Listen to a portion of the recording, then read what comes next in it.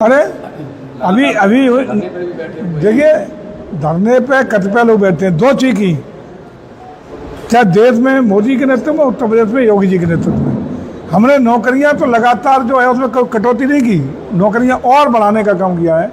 लेकिन हमने नौकरी मांगने वाले की बजाय नौकरी देने वाला बनाया है। आज देख रहे होंगे कि विभिन्न उद्योगों को स्थापना करने के लिए, औद्योगिक प्रगति के लिए, उसको प्रोफेशनल बनाने के लिए तमाम तकनीकी शिक्षा के साथ साथ बैंक से फाइनेंस करा करके अपने उद्योग, अपने धंधे, अपने व्यापार शुरू कराने का उपक्रम किया है।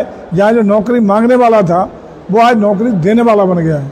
लेकिन जब कोई युवा बैंक में जाते हैं तो बैंक मैनेजर उनको लोन देने से मना कर देता, जबकि सरकार की गारंटी कतिपय मामलों में हो सकता है, कतिपय मामलों में हो सकता है, लेकिन सरकार पूरी विधिक तरीके से इसकी मॉनिटरिंग भी कर रही है।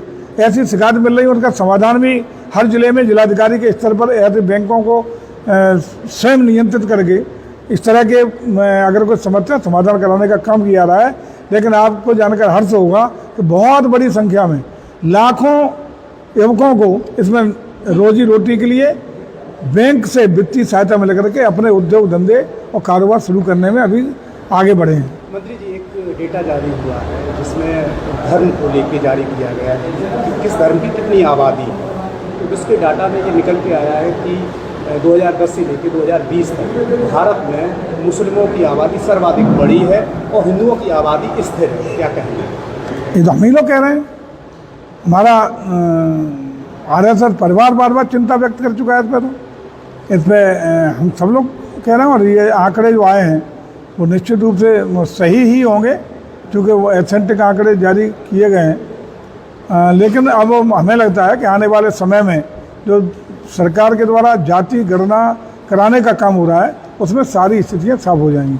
क्या मंत्री, आपको नहीं लगता कि इससे भी ज़्यादा जरूरी जनसंख्या नियंत्रण कानून, क्योंकि जो सब समस्या की जड़ है वो कहीं ना कहीं जनसंख्या है। कई कानून भारत के लिए बनने जरूरी थे। 370 हटा, ट्रिपल तलाक हुआ, अन्य अन्य कई महत्वपूर्ण राय आप भी जानते हैं, उन पर हम लोग धीरे धीरे बढ़ रहे हैं। और राष्ट्र हित के जो बाकी के निर्णय हैं वो भी मुझे लगता है शीघ्र होंगे। योगी जी ने कहा है कि विदेशी आक्रांताओं के नाम पर कोई भी आयोजन भारत में नहीं होना चाहिए। देखिए, आक्रांताओं को विभूषित करना, सम्मानित करना, ये हमारी सनातन संस्कृति का ही अपमान नहीं, हमारी विरासत का अपमान है। हमारे जिन लोगों ने, जिन नायकों ने, जिन राष्ट्रभक्तों ने अपने को पूरा कुर्बान कर दिया, देश के लिए समर्पित कर दिया, जीवन में संघर्ष से आक्रांता तो किया हो, तो सम्मान आक्रांता का होना चाहिए, हमारे देश के नायकों का होना चाहिए। आज वो उस परिप्रेक्ष्य में कहा गया था जो कल महाराजा सुहेलदेव जी का मूर्ति का लोकार्पण 40 फुट ऊंची का हुआ था, जो हमारा ही विभाग का कार्यक्रम था, उसी में था। उस प्रतिमा का अनावरण था और एक स्मारक का भी उसमें लोकार्पण था।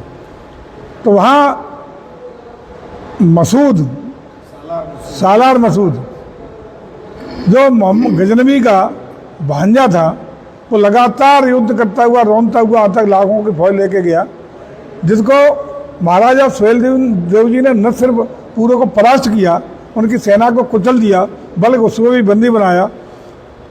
तो ऐसे आक्रांता का सम्मान होना चाहिए या महाराजा सुहेलदेव जी का सम्मान होना चाहिए? उस परिप्रेक्ष्य में बात कही है तो निश्चित रूप से हमारी विरासत का सम्मान हो, हमारे महान स्वतंत्रता संग्राम सेनानियों का हो, राष्ट्रभक्तों का सम्मान हो, लेकिन आक्रांताओं का सम्मान नहीं होना चाहिए।